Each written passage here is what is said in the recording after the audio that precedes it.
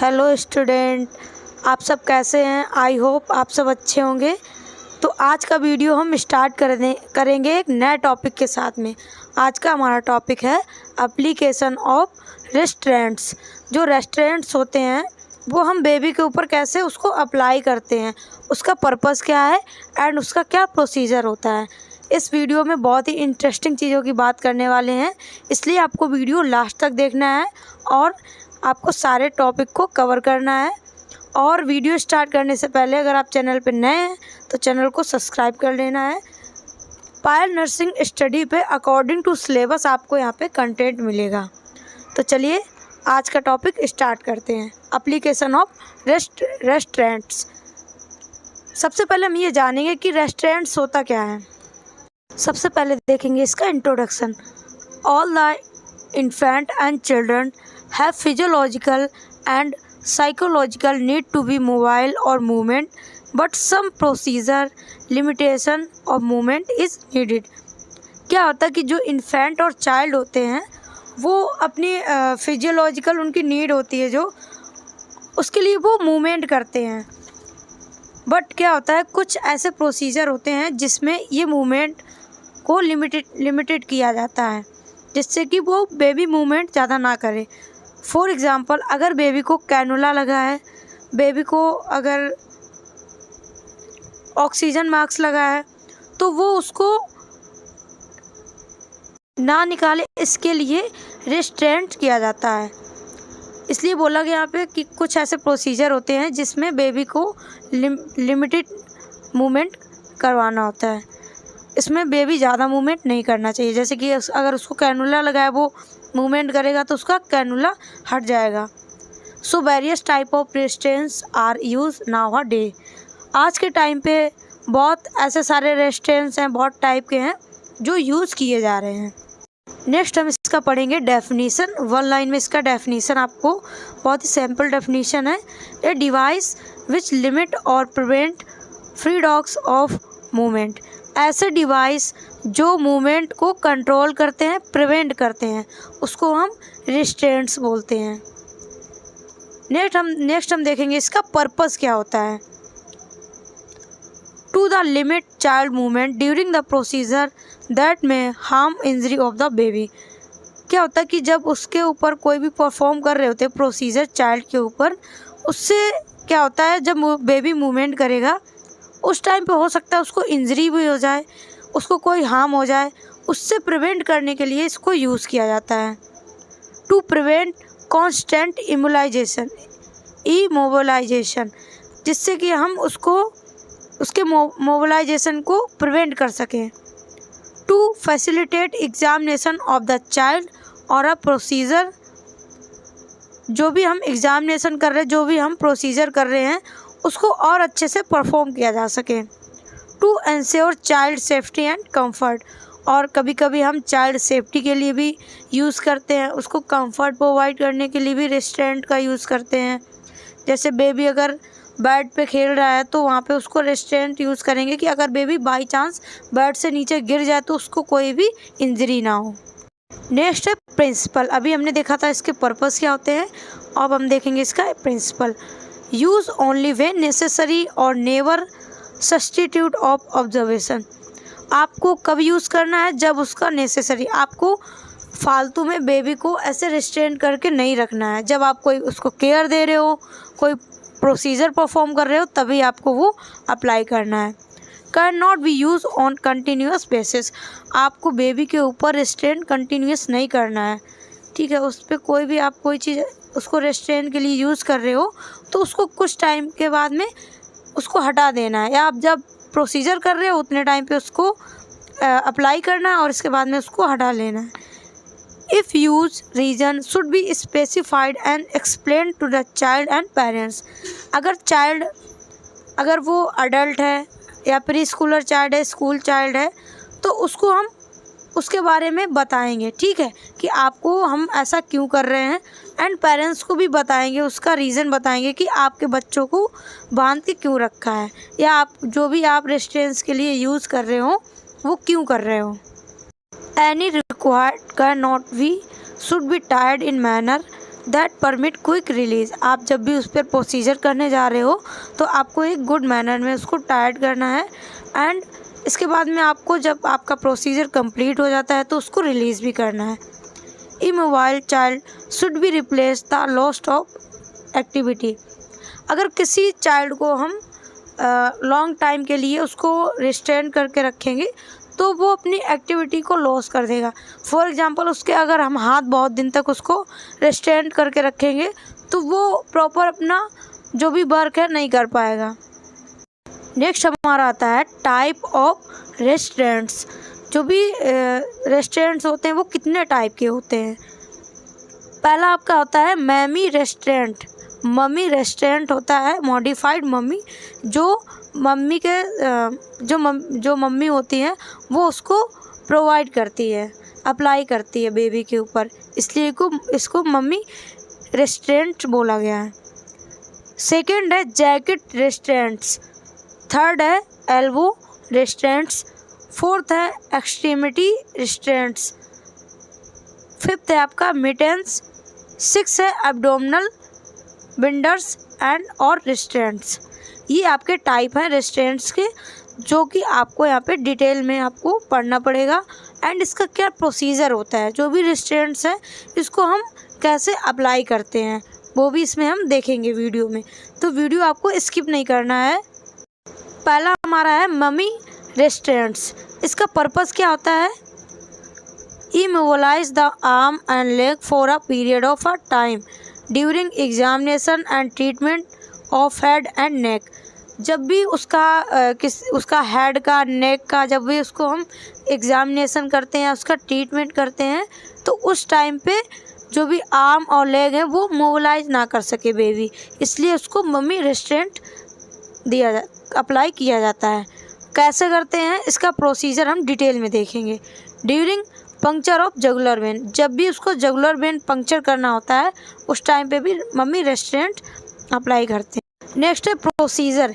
इसका प्रोसीजर कैसा है, कैसे किया जाता है।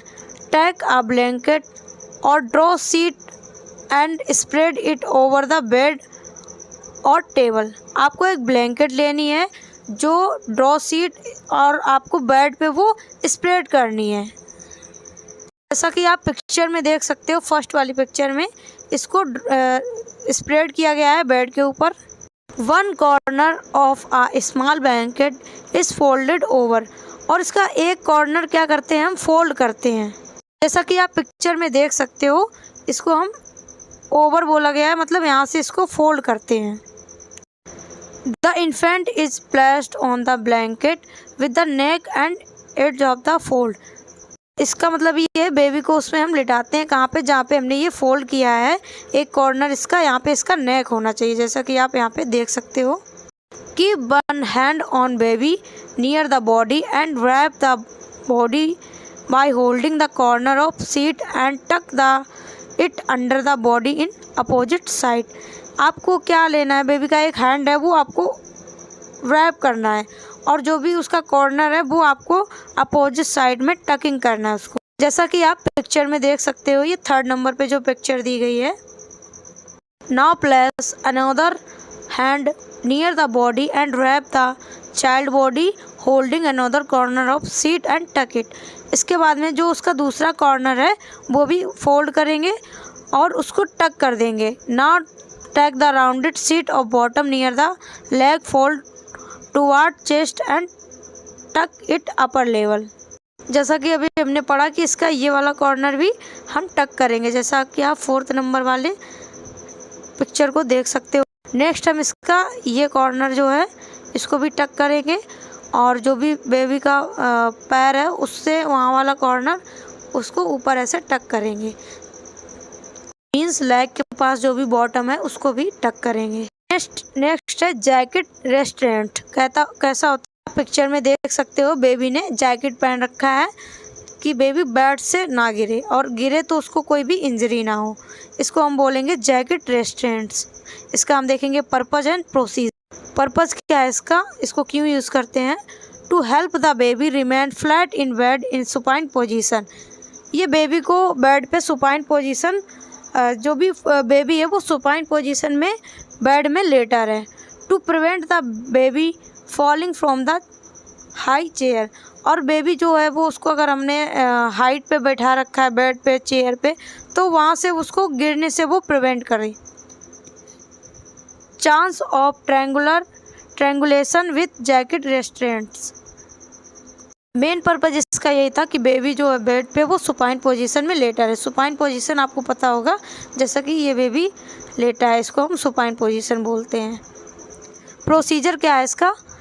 ये jacket made of the soft cloth and leather is use.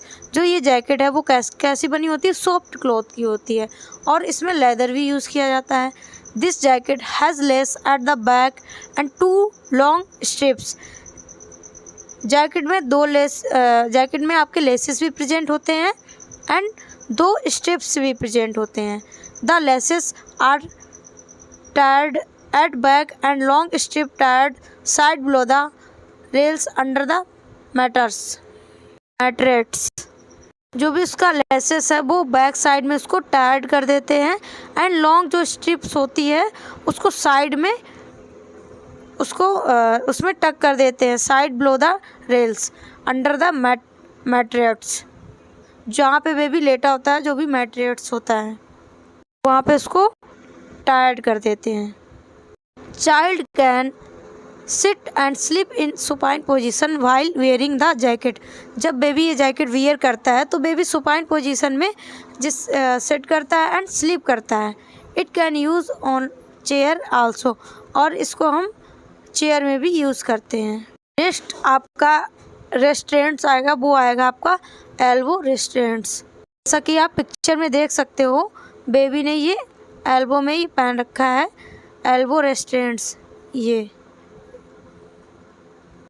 इसका पर्पज़ क्या है, इसका क्यों यूज़ करते हैं? To keep the elbow in extended position so infant can not reach the face. जो भी बेबी है वो अपने एल्बो को, अपने हैंड को फेस तक ना पहुंचा सके। After the surgery of child face and hand such as cleft palate repair. अगर बेबी का क्लेफ्ट पैलेट रिपेयर हुआ है और उसको कोई भी हेड इंजरी है या उसकी सर्जरी हुई है, तो ये वाला हम एल्बो रेस्ट्रेंट्स यूज़ करते हैं, जिससे कि बेबी अपने हेड को ना टच कर सके, अपने फेस को टच ना कर सके। During in eczema and skin disorder. अगर बेबी को कोई स्किन डिसऑर्डर हो रहा है तब भी हम ये चीज़ यूज़ करेंगे एल्बो रेस्ट्रेंट्स, जिससे कि बेबी उसको बार बार टच ना करे। When introducing any IV cannula. अगर उसको कोई भी आईवी कैनुला अप्लाई किया गया है तब भी हम इसका एल्बो रेस्ट्रेंट्स का यूज़ करेंगे, जिससे कि बेबी उस कैनुला को हटा ना पाए। नेक्स्ट हमारा रेस्ट्रेंट्स है वो है एक्सट्रीमिटीज़ रेस्ट्रेंट्स। एक्सट्रीमिटीज़ मीन्स क्या होता है? हमारे हाथ और पैर। टू इमोबलाइज 1 और मोर एक्सट्रीमिटीज़। जब भी हमें अपने हाथों पैरों को इमोबलाइज करना होता है कि उसमें कोई भी मूवमेंट ना हो, तो हम क्या यूज़ करते हैं? एक्सट्रीमिटीज़ रेस्ट्रेंट्स। सम एज एल्बो रेस्ट्रेंट्स। मतलब किसके जैसा होता है? एल्बो रेस्ट्रेंट्स के जैसा होता है, जैसा कि आप पिक्चर में देख सकते हो। नेक्स्ट हम देखेंगे इसका प्रोसीजर क्या है, इसको कैसे हम परफॉर्म करते हैं।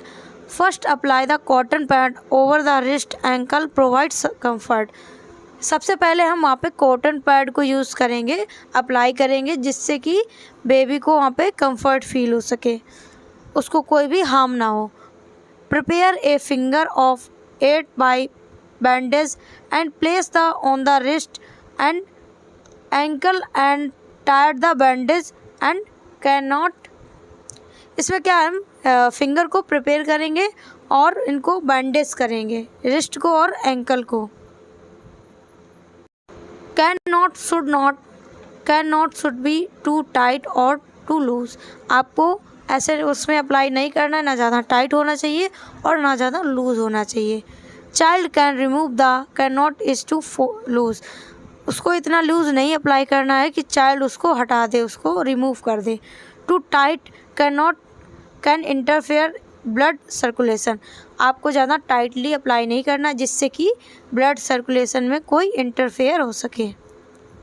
नेक्स्ट रेस्ट्रेंट्स है वो है मिटन। जैसा कि आप पिक्चर में देख सकते हो, mitten use for infant to prevent self injury by hand in case burn, facial injury, operation, eczema of the face of the baby. अगर बेबी के फेस पे कोई प्रॉब्लम हुई है और अगर उसको बर्न हुआ है, उसको फेशियल इंजरी है, कोई ऑपरेशन हुआ है, तो बेबी सेल्फ को इंजर ना कर सके, उसको सेल्फ इंजरी ना हो, इसलिए इसको हम यूज़ करते हैं मिटन रेस्ट्रेंट्स को। प्रोसीजर क्या है इसका? The hand can be wrapped and gauze or hand can be put on the bag like pouch and tied the properly at the wrist of the child। मतलब जैसे आपने ग्लव्स देखा होगा, सेम उसी की तरीके इसको वियर किया जाता है। सबसे पहले वहाँ पे गॉज का यूज़ करते हैं और उसके अंदर बैग लाइक पाउच होता है, उसमें बेबी को हैंड उसके अंदर रख के और रिस्ट में उसको बाइंड कर देते हैं। Keep the mitten soft and should not interfere the circulation. जो मिटन है वो बहुत सॉफ्ट होना चाहिए, ऐसा नहीं आपने वहाँ पे बाइंड कर दिया तो वहाँ पे जो सर्कुलेशन है वहाँ पे प्रॉपर नहीं हो पा रहा है। नेक्स्ट है एब्डोमिनल रेस्ट्रेंट्स। जैसा कि आप पिक्चर में देख सकते हो, एब्डोमिनल रेस्ट्रेंट्स कैसा होता है? टू मेंटेन सुपाइन पोजीशन, ये सुपाइन पोजीशन को मेंटेन रखता है। Keep in mind child respiratory movement should be observe. जो भी चाइल्ड है वो रेस्पिरेटरी मूवमेंट को ऑब्जर्व कर सके। Feeding should not be inhibited. ये किस में यूज़ किया जाता है? इन्फेंट में, टोडलर में एंड प्री स्कूलर में। Side effect of restaurant. अभी तक हमने जितने भी रेस्ट्रेंट्स है उसके टाइप पढ़े एंड रेस्ट्रेंट्स क्या होता है वो पढ़ा। अब हम ये पढ़ेंगे इसका साइड इफ़ेक्ट का क्या होता है। Injury of the brachial plexus. Brachial plexus में आपको इंजरी हो सकती है क्योंकि इसमें जो बेबी को कोई भी रेस्ट्रेंट्स है, जैसे कि उसको हम मिटन वाला दे रहे थे तो वहाँ पे बाइंड कर रहे थे, इससे क्या हो सकती है, उसको इंजरी हो सकती है कोई भी रेस्ट्रेंट्स देने से। सोर एंड गैंग्रीन, वहाँ पे गैंग्रीन हो सकता है। ब्लड सर्कुलेशन वहाँ पे प्रॉपर नहीं होता, गैंग्रीन हो जाएगा। Loss of energy, dislike the hospital and health member, वहाँ पे बच्चा है वो उसको डिसलाइक भी कर सकता है हॉस्पिटल को, टीम मेंबर्स को। Physiological loss of muscular strength and flexibility, इसमें जो मस्कुलर स्ट्रेंथ होती है, जो फ्लेक्सिबिलिटी है वो भी इसमें लॉस हो सकती है। Psychological hazards and inability of motor and psychosocial skill. Next हम देखेंगे नर्सिंग मैनेजमेंट। नर्सिस का क्या मैनेजमेंट होता है इसमें? Restraints is necessary at time of examination to facilitate procedure, treatment, protect infant harm to injury। जो नर्सिंग है वो नर्स है वो क्यों यूज़ करती है इसको? क्योंकि नेसेसरी होता है जब भी हम कोई प्रोसीजर कर रहे हैं, कोई ट्रीटमेंट दे रहे हैं, तो इन्फेंट को हम प्रोटेक्ट करते हैं कोई भी इंजरी या हार्म होने से। Explain the restraints procedure, purpose of both parents and child. आपको चाइल्ड को भी बताना है एंड पेरेंट्स को भी बताना है उस प्रोसीजर के बारे में। The restraints explain by procedure and demonstration of a doll. आपको उसका फैमिली को डेमोस्ट्रेशन करके भी दिखाना है, उसको डमी के ऊपर अप्लाई करना है कि आपके जो भी आपका बेबी है उसके साथ में हम ये रेस्ट्रेंट्स ऐसे ऐसे यूज़ करेंगे, तो उसका डेमोस्ट्रेशन भी उसको देना है। Stimulate the baby during restraints और give diversion so baby don't feel helper the loneless. जो बेबी है उस टाइम पे अपने आप को लोनलेस फील कर सकता है, उसे लगेगा कि मेरी कोई हेल्प नहीं कर रहा है, मुझे बांध रखा है, इस टाइप की फीलिंग बेबी के अंदर आएगी। Restraints pull effective so respiration and circulation does not interfere. Restraints से जो भी रेस्पायरेटरी प्रॉब्लम है वो इसमें इंटरफेयर नहीं होती है। Sufficient padding must be use under the extremely restraints. Restraints को यूज़ कर रहे हैं, कहीं पे बाइंड कर रहे हैं, तो वहाँ पे आपको सफिशिएंट पैडिंग करनी है। ऐसा नहीं है आपने वहाँ पे थोड़ा सा कॉटन पैड यूज़ किया और वहाँ पे बाइंड कर दिया, आपको वहाँ पे सफिशिएंट पैडिंग करनी है। तो ये था हमारा आज का topic, application of restraints. I hope video आपको बहुत अच्छा लगा होगा, एंड वीडियो अच्छा लगा हो तो वीडियो को लाइक कर दें, और मैं दोबारा से फिर रिक्वेस्ट करूँगी, चैनल पर नए तो चैनल को आपको सब्सक्राइब कर लेना है। Thank you for watching my video.